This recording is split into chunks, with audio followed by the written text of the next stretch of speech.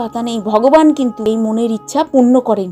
তাদের কিন্তু আর পুনর্জন্ম হবে না। ভগবান মন্দির থেকে রাজপথে নেমে আসেন প্রত্যেকটা ভক্তকে দর্শন দেবার জন্য।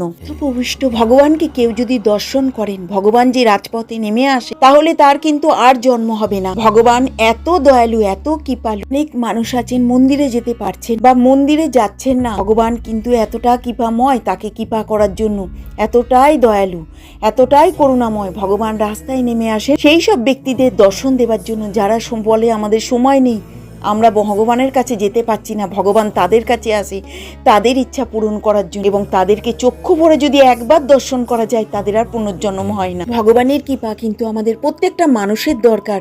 প্রত্যেকটা মানুষ ভগবানের মুখের দিকে চেয়ে থাকেন, অনেক মানুষ আছে। ভগবানের এই কৃপা আমাদের কিন্তু এই বদ্ধ জড় জীব, আমরা যে আমাদের জন্ম মৃত্যু এই জীবনের উদ্ধার করতে পারবেন ভগবান।